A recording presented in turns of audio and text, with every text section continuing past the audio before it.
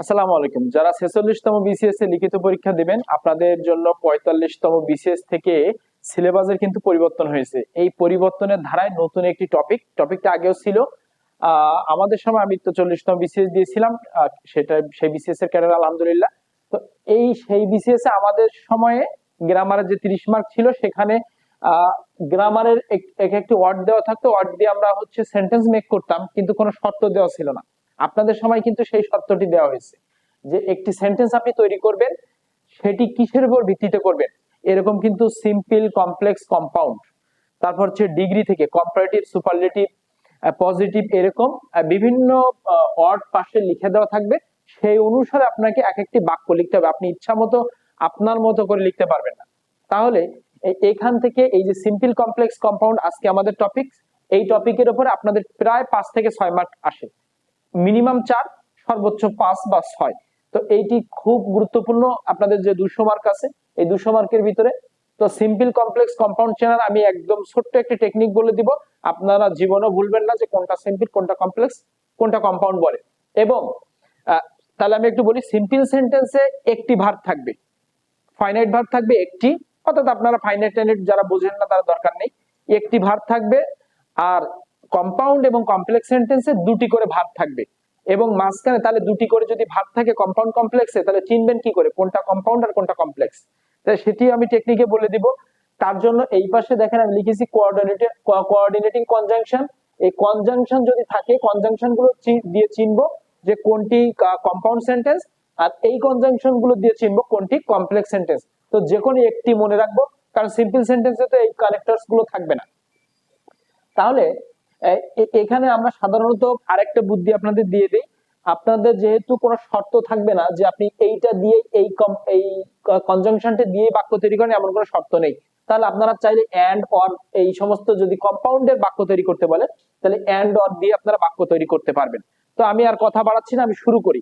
আর কমপ্লেক্সে আপনার এই যে ডাব্লিউএইচ, অর্থাৎ যত relative pronoun, when, which, hot, how, এইগুলো দিয়ে আপনি যে কোনো বাক্য তৈরি করতে পারবেন। দো, অলদো, দ্যাট, আমরা আমাদের সুবিধা মতো যে কোনো একটি দিয়ে আমরা বাক্য তৈরি করব।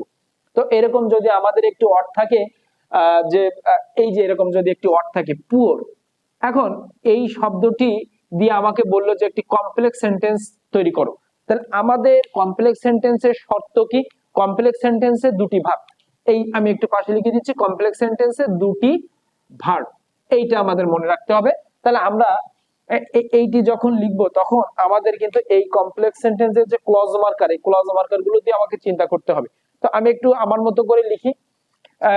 এই যে একটা সময় বাংলাদেশ কিন্তু গরিব দেশ ছিল। তো যদিও আমরা প্রশ্নের ভিতরে নেগেটিভ কোনো ওয়ার্ড লিখবো না, আমি এখানে বোঝানোর জন্য লিখছি।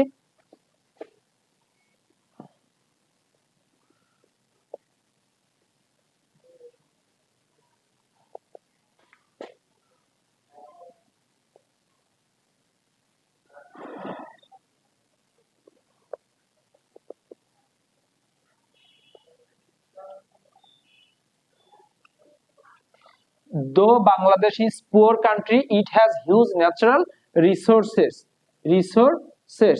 মানে যদিও বাংলাদেশ একটি গরিব দেশ, তবে এর অনেক প্রাকৃতিক সম্পদ আছে।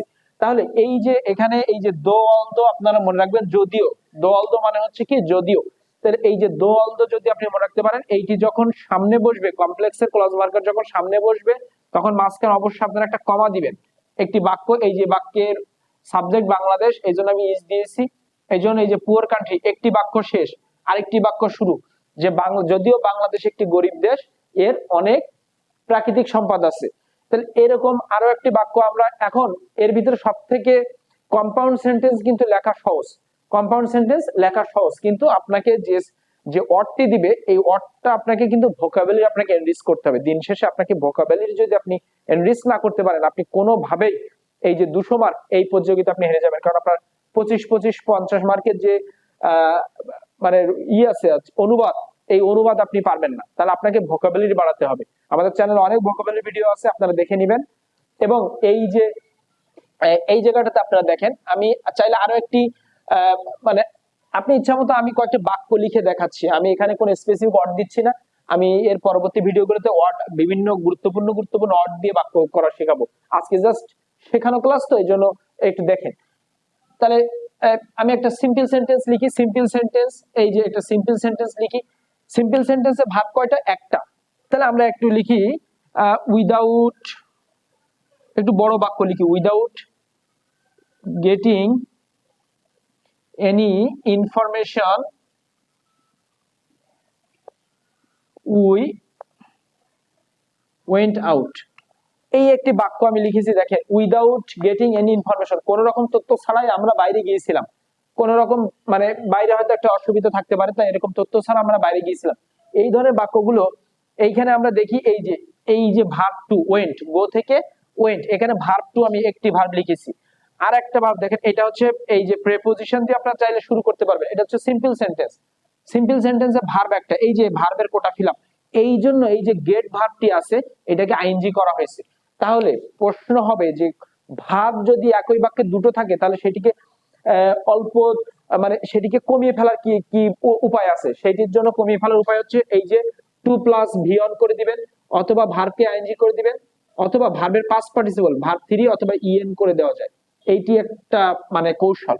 তাহলে আমি দেখেন এখানে ভার্বের আইএনজি করে দিয়েছি, তাহলে এই যে গেট ভার্ব ছিল গেট, পরে এটাকে নাউন করে দিয়েছি, ঠিক আছে। তাহলে without getting any information we went out.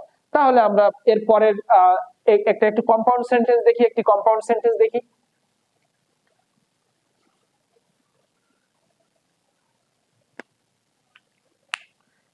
আমরা উই এইভাবে লিখি, উই ওয়েন্ট দেয়ার এন্ড আমরা সেখানে গিয়েছিলাম এবং উই টকড উইথ হিম, আমরা সেখানে গিয়েছিলাম এবং তার সাথে আলাপ করেছিলাম। এই যে একটা বাক্য, এই যে সবসময় একটা জিনিস মনে রাখবেন, এই যে কম্পাউন্ড সেন্টেন্সের ক্লজ মার্কার হচ্ছে আপনার এই যে এন্ড, তারপর হচ্ছে বাট, অর, এগুলো খুব ছোটবেলা থেকে আপনারা এইগুলো চেনেন। আপনারা চেষ্টা করবেন এই জায়গাটাতে, কিন্তু আপনার কৌশল আমি বলছি যে আপনারা এই যেগুলো মনে আছে এইগুলো দিয়ে বাক্য তৈরি করবেন। আপনারা আলাদা করে এখন আর নতুন করে শিখতে যাবেন না, বা শেখার দরকারও নেই, কারণ আপনার তো ওই শর্ত নেই যে এই কনজাংশনটি দিয়ে বাক্য তৈরি করতে হবে, তাই তো? তাহলে আমরা চেষ্টা করব সবগুলো দিয়ে করার। আমরা সেখানে গিয়েছিলাম, এই যে একটি ভার্ব ভি টু গো ভার্বের পাস্ট টেন্স, এবং একই সাথে এই যে টক কথা বলা, তাহলে এইটিও পাস্ট টেন্স। এই এন্ড এবং এন্ড এর এই যে যেগুলো থাকবে এগুলোর আগে পরে একই টেন্স ব্যবহার করার চেষ্টা আমরা করব, তাহলে আমাদের বাক্যগুলো খুব ক্লিয়ার হবে। তাহলে খুব সহজ করে আমি এখানে একটু লিখে রাখি, সিম্পল সেন্টেন্সে ভার্ব একটি, এটি মনে থাকবে, আর কম্পাউন্ডে ভার্ব দুটি।